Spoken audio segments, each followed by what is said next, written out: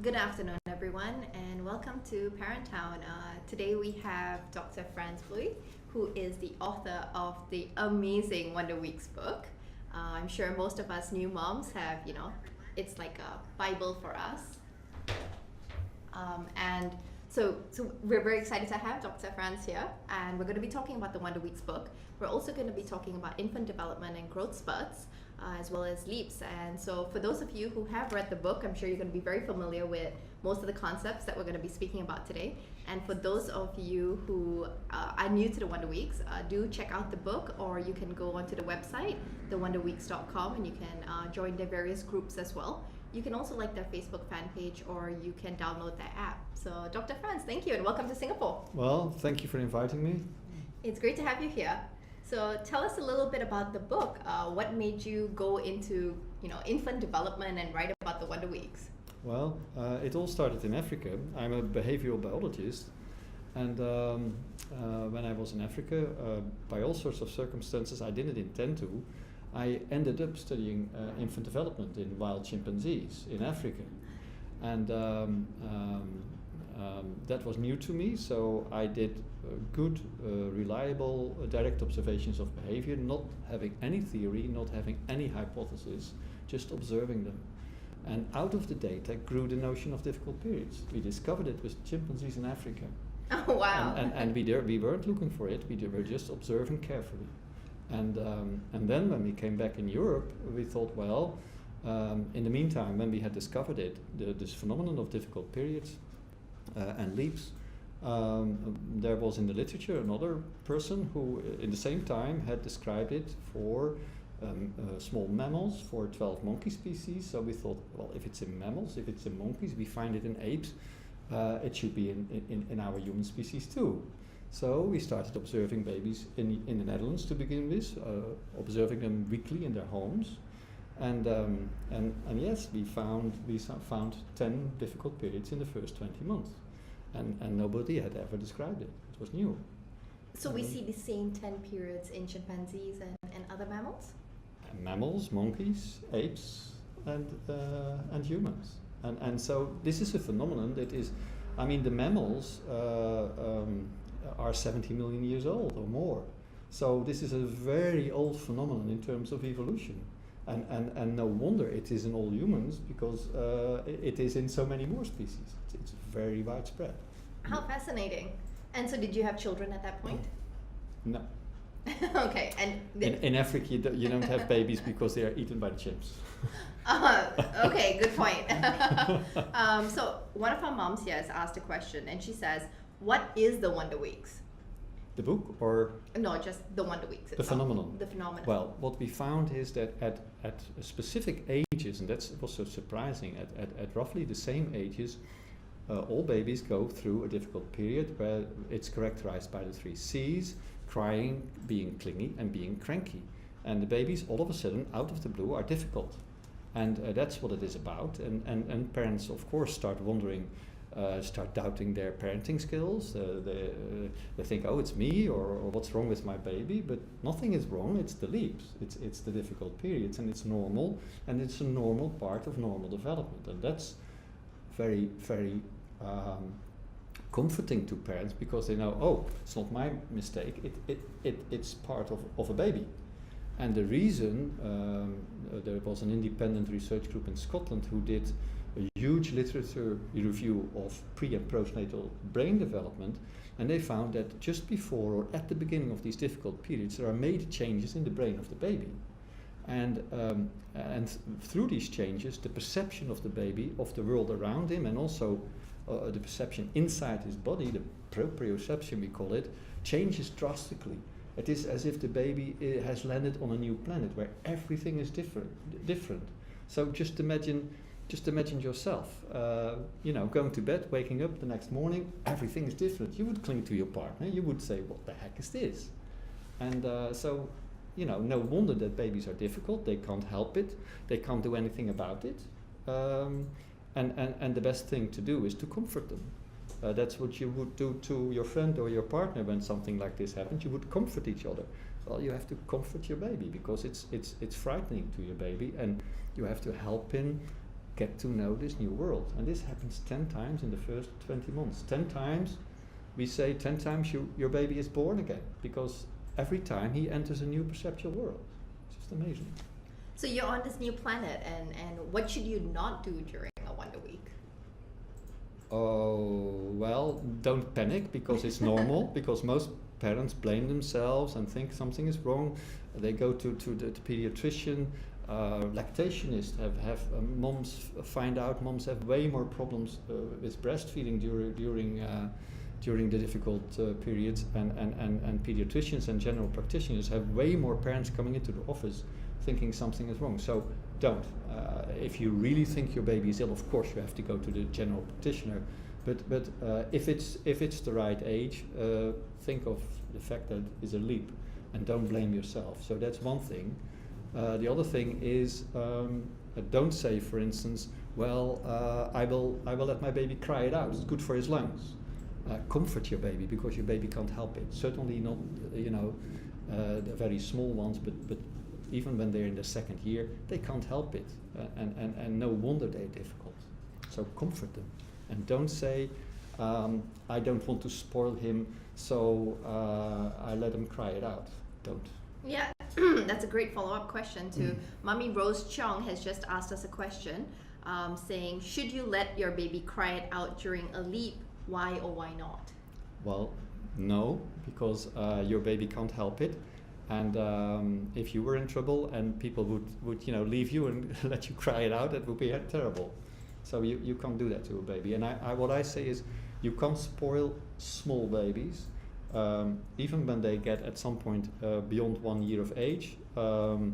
They can't help being in a difficult period, but then with the 9th leap, around 15 months, they are able for the first time to perceive principles and to learn rules, and also social rules. And by then, it's important to if your toddler crosses the line and does things that are just not done, you have to tell him. You have to learn him that it's something you don't do, otherwise you have a terrible 2 a year later on.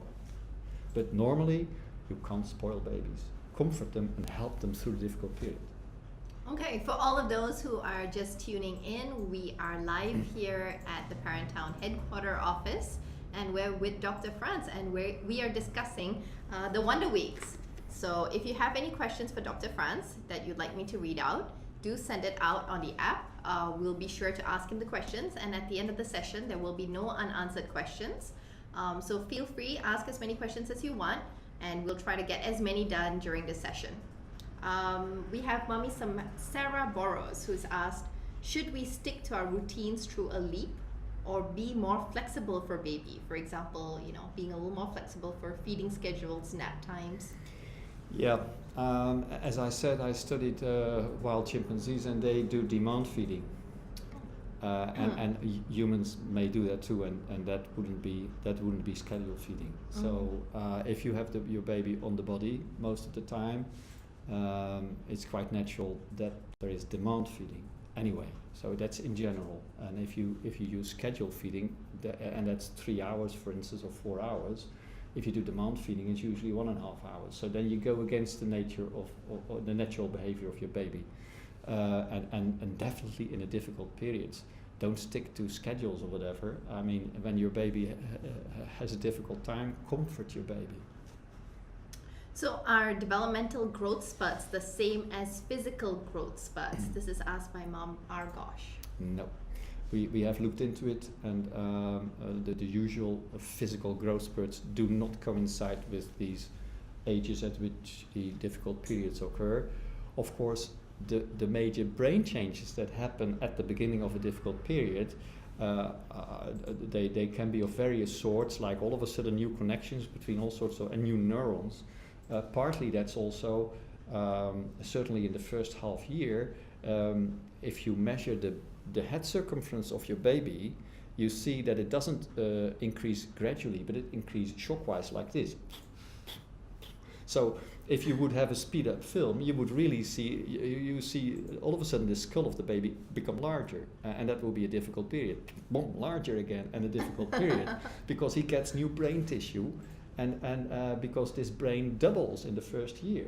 It's amazing, and so he gets new brain tissue and new connections, and this opens up these new perceptual worlds, and so in a sense that's also a growth spurt, but then of the brain, and that causes the baby to make a leap in its mental development, but the leap in the mental development isn't physical growth, it's mental. Very fascinating things. Mommy Elise Lau has a follow-up question to that. Is the baby trying to learn more about his or her environment, and is fussier and sleeping lesser during a leap? A leap consists of 3 phases. The first phase is the new brain change, new perception, difficult behavior phase. It's the first phase. And then when this difficult behavior goes to its end, you get the sunshine phase, because your baby is the sunshine again and starts to learn new things, but wants you still to be there.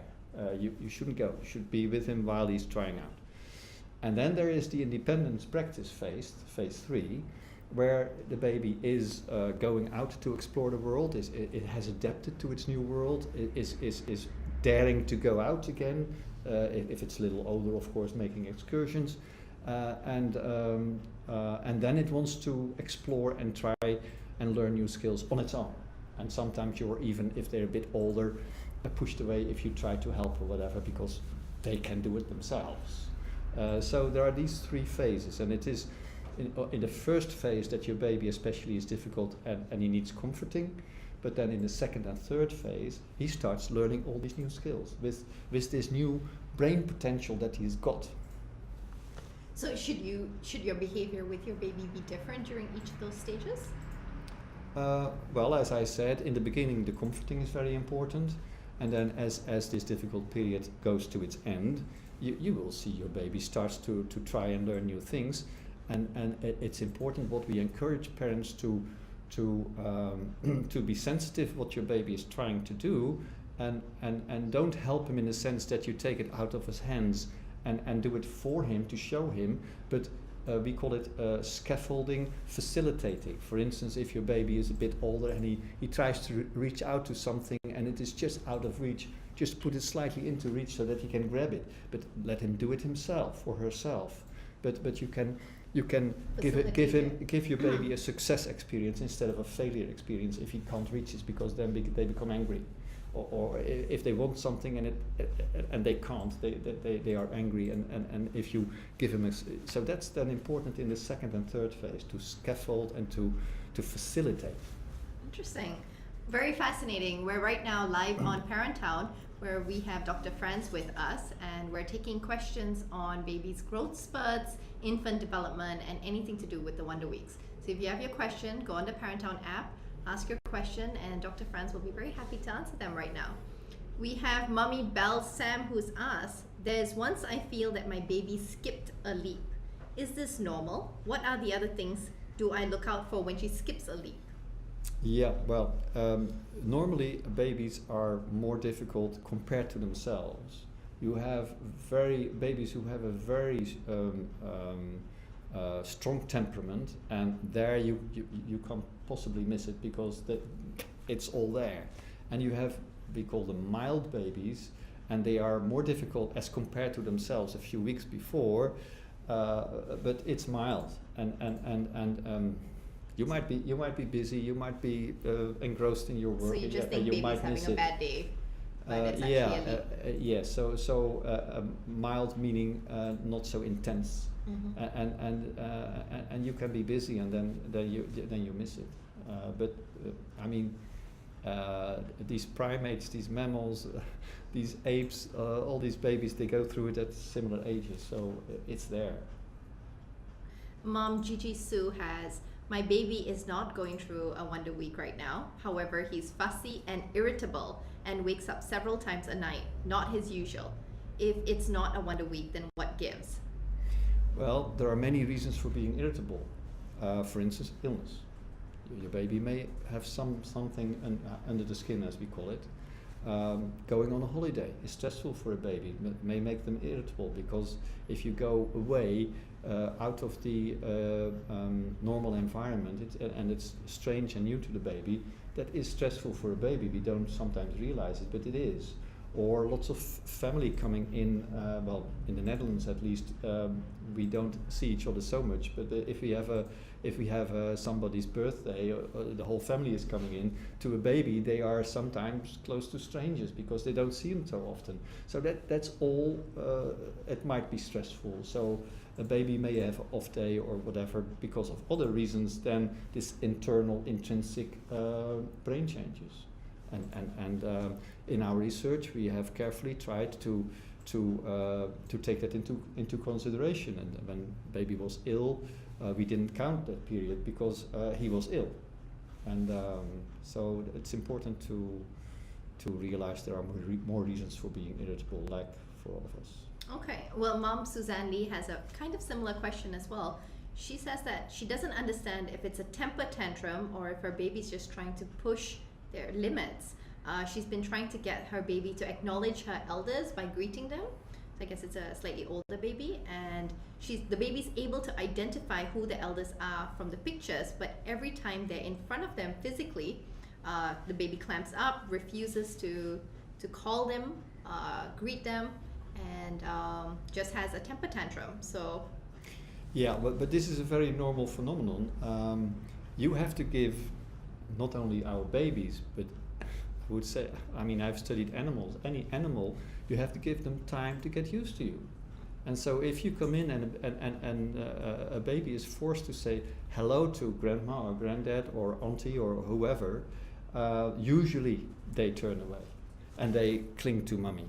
And then normally I tell people, just ignore them, have your conversation, and after a quarter of an hour or so, if they can walk at least, they slowly come up to you. And then when they come up to you or they show you a toy, and you have to take it, not keep it, because you have to give it away because it's their toy, and then you say, hello, how are you?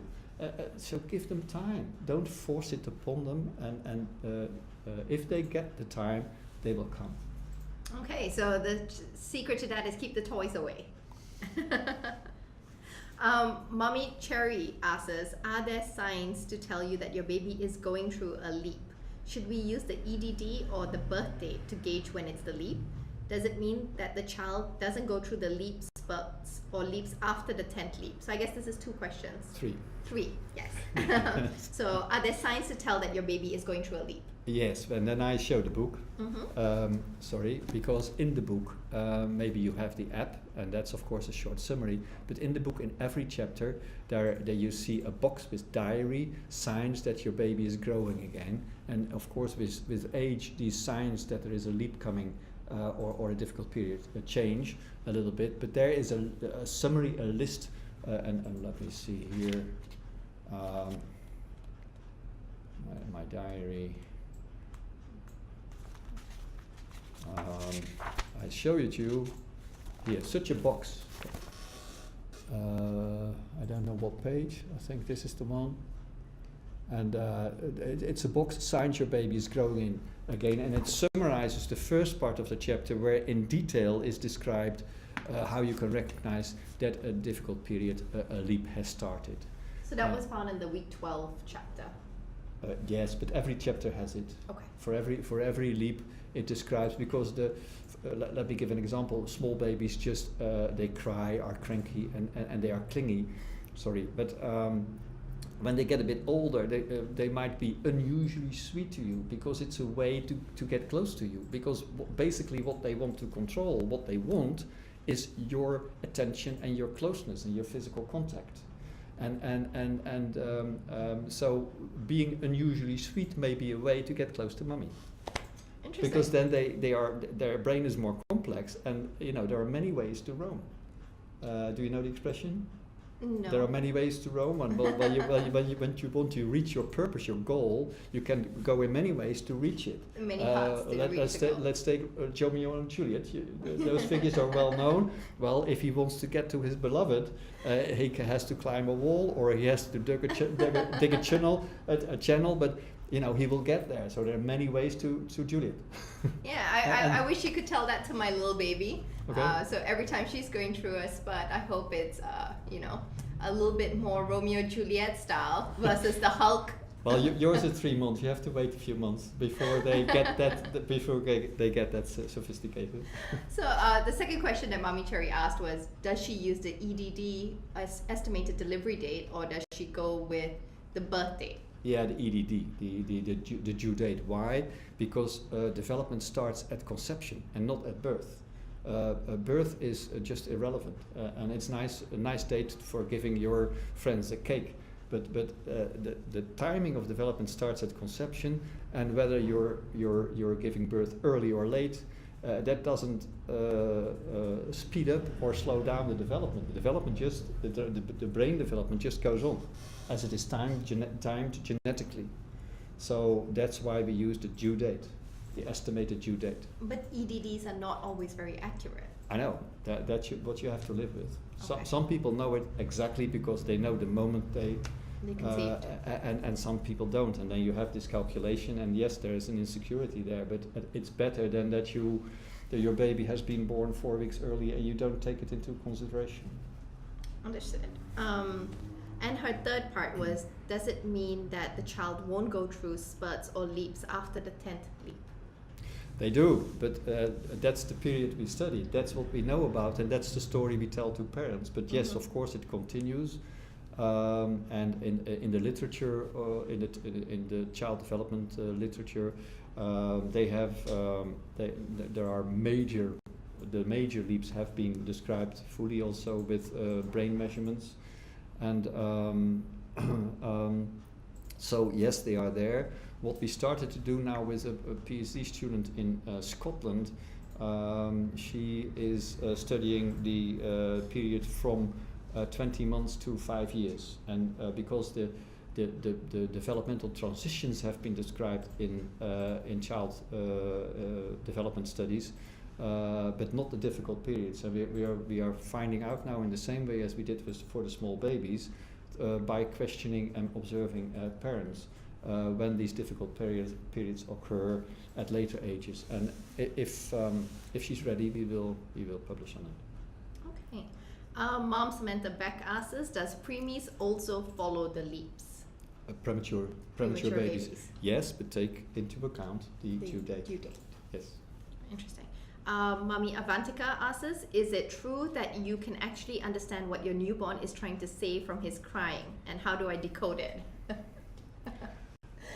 Well, there's definitely there's definitely differences in the quality of crying, and it is possible to know if it's pain or if it's hunger, or that has been studied. And yes, you can hear some differences, but he is not telling you a whole story. I mean, he is communicating his feelings, and it is difficult.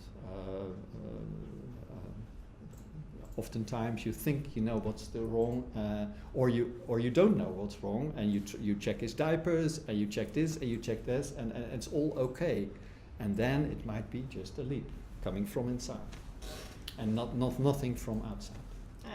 Explains a lot. It gives me quite a bit of comfort. Okay, good.